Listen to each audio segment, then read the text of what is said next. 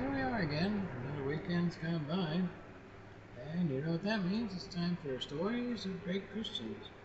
We've been following the life of Matthew Simpson. No ordinary man. He started out as a physician, later became a great minister, knew President Lincoln. They were in the time of the Civil War. And that's about where we last left off. So now we're into chapter 24 of 29 segments. So let's take a listen. Zoom in with us. Tell us what you think when you hear it all. Let's see what we got here. Coming up. Here we go.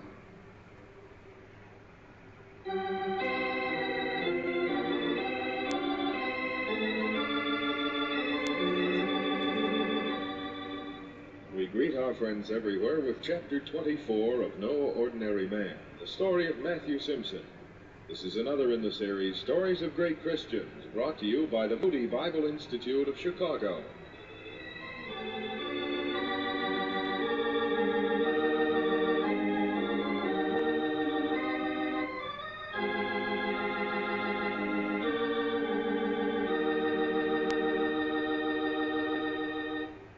Lincoln's Troubles. Baltimore, February 3rd, 1863. Dearest Sarah, I take my pen in hand on a clear, warm day. How strange to think of a warm day in February. But Baltimore, where we live now, is certainly not like Evanston or Pittsburgh. I feel certain Matthew's health will be much better now that we are in a more salubrious climate. Poor man, he does drive himself so. I will tell you a little secret which you must never breathe to his soul. I think he's just the tiniest bit ill at ease with all those famous people over in Washington. He knows them all, and they all like him. But even so, he's conscious of the fact that he's a combination of immigrant boy and farm boy. I tell him it's all nonsense, but even so. And the speeches he makes. Sarah, he is in demand all over the country. The cause of the Union possesses and overwhelms him. The mingled emotions, his hatred of slavery, his intense love of country and church, quickened to deep passion by alternate anxieties and exhortations as the war goes this way and that way.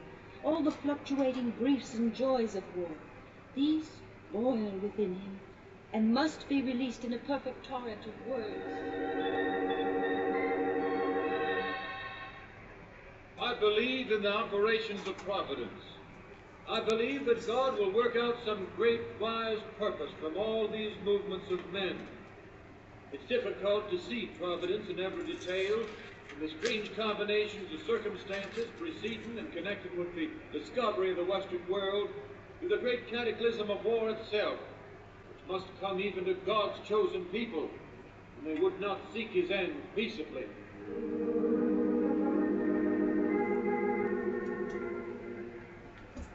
Last night, Matthew spoke at the first anniversary of the Christian Commission.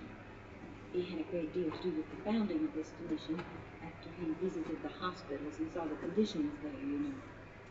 The commission, organized under the sponsorship of the Young Men's Christian Association, promotes the spiritual good of the soldiers and sends its agents among the sick and wounded to distribute food, clothing, Bibles, and good cheer.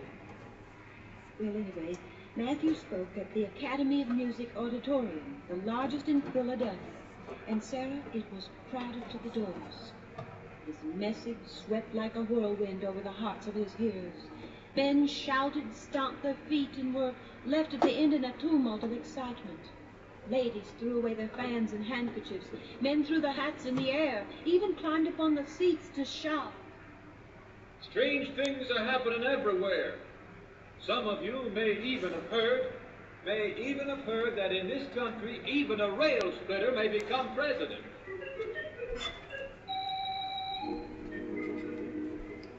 Sarah, dear, they say that Mr. Lincoln himself burst into laughter when Matthew said that, and congratulated him personally afterward.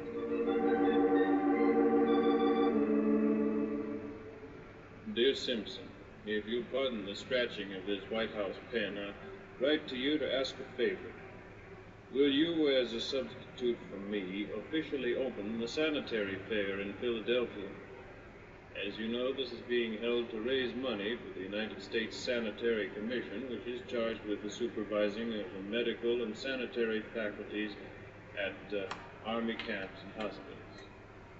I know you're interested in this cause, and as your eloquence is well known, I feel certain I will be represented in this cause. So if you'll be so kind as to represent me there and deliver your war address, I will be most grateful. Your obedient servant, A. Lincoln.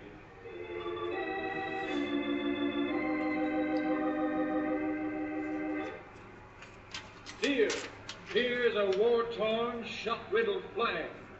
I will hold it up so that all can see. Your regiment carried this flag. It's been at Newbern, South Mountain, Antietam.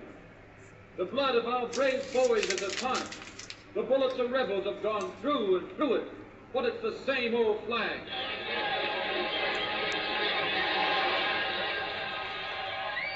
Our fathers followed that flag. We expect our children's children will follow. There's nothing on earth like it for beauty.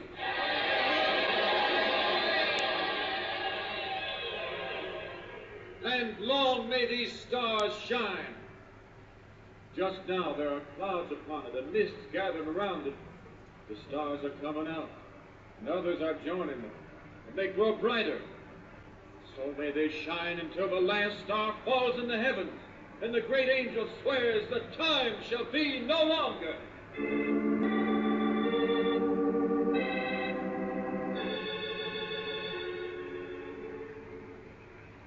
Dear Verna, Mama promised to write to you, and here is the letter, even though you've been away only a day. Give our love to your dear cousins, and be a good son. When your visit is over, hurry back to us. We all miss you, but I think Spot most of all. Papa gave his war address again last night, and I wish you could have been there. You would have been proud of him. Never, never before have the people been so deeply stirred. Here in Washington, we feel that Mr. Lincoln will be re-elected for sure. Be a good boy now. Don't get your feet wet in these spring rains. Be sure to... Dear Ellen, just a hurried note, as I have much to do as usual. I've had a slight cold, nothing much, but I've been taking some spirits and tar and feel much better for it. Weather's been gloomy, some rain, mostly just drizzle. Mr. Lincoln made his second inaugural address today. I think I saw what amounted to one of God's miracles. Mr. Lincoln had just finished with the wonderful words, "With malice toward none, with charity for all, with firmness in the right as God gives us to see the right." And suddenly, without any forewarning, the sun, which had been invisible all day, suddenly burst through the clouds, lighting up the scene with dazzling splendor.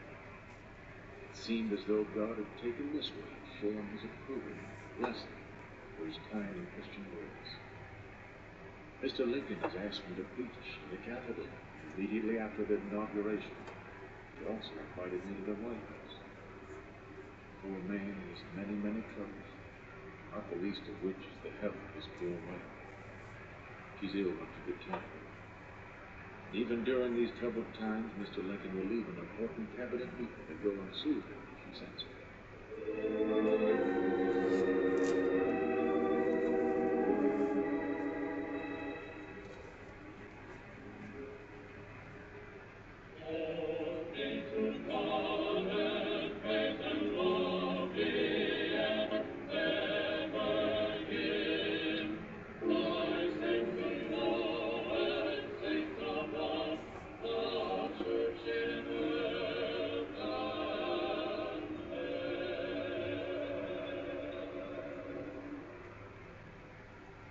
The words of that beloved old hymn sound especially moving here in the hall of the House of Representatives on a Sunday morning following our President's second inaugural.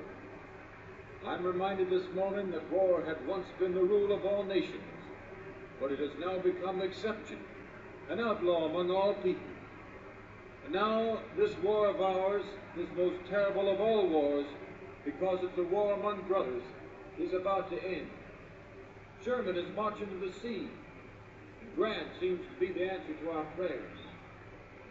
I cannot but think of when, yesterday, just as the chief magistrate of the nation stepped forward to take oath of the highest office in the land, just then the Son of Peace burst through the clouds, suddenly and without noise or warning, bursting upon the nation, dispelling clouds of war.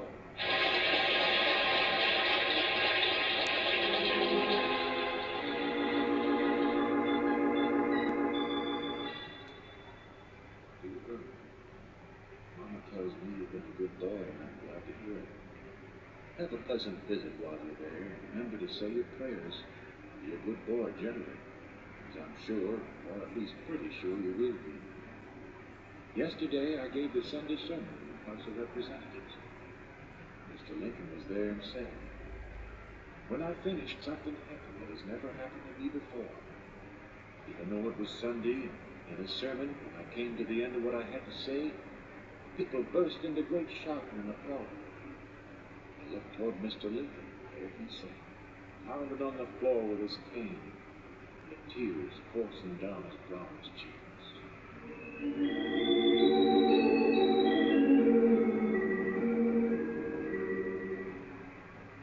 It's good to see you, Matthew. You know how I feel about seeing you. Oh, but you're never home anymore. These are troubled times, my dear. I can be of service anywhere. That's where I feel I must be. I know, but only you didn't have to travel so many places. Mr. Lincoln asks me. People ask me. What else can I do?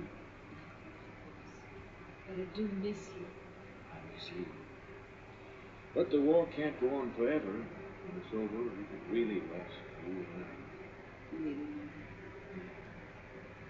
I wonder, Matthew, you'll find some new project that calls for all your time and energy. No, I won't.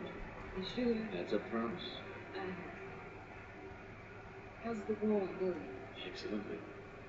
Grant is the man we've needed all along. He's like a hammer.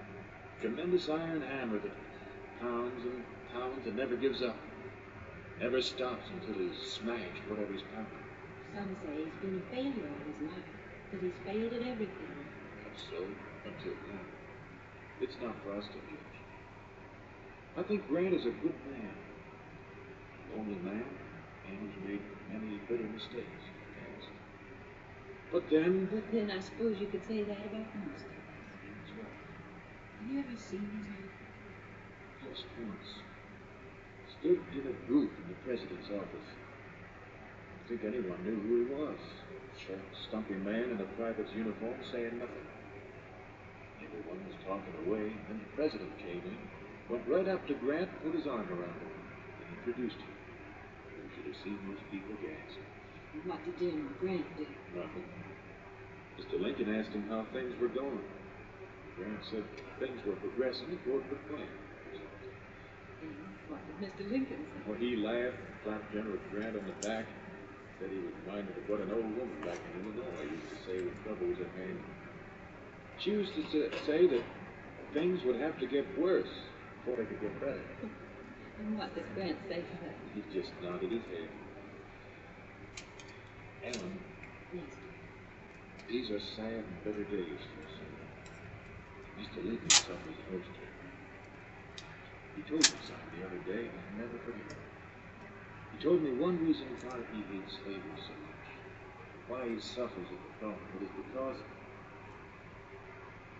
he can feel the lash from the other man's back. How little all of us really ever feel the lash on the other man's back. Let's pray for him. Dear Lord Jesus, guide our president through these dreadful days and nights. Guide him so that it will be possible that the day will come, and soon, when he will need no longer to feel the lash on the other man's back.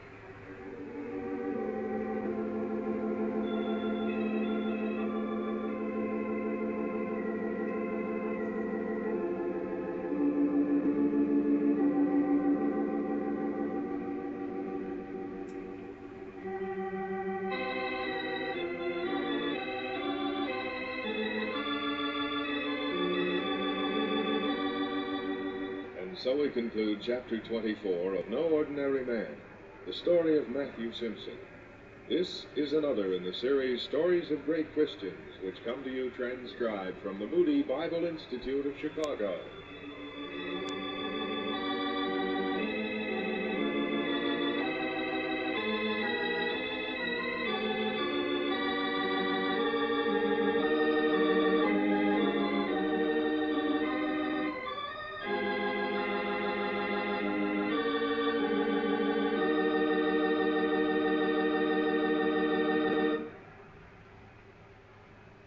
Well, once again, it's been a pleasure to have you come along and be right beside us here as we've been listening to the chapters, each chapter.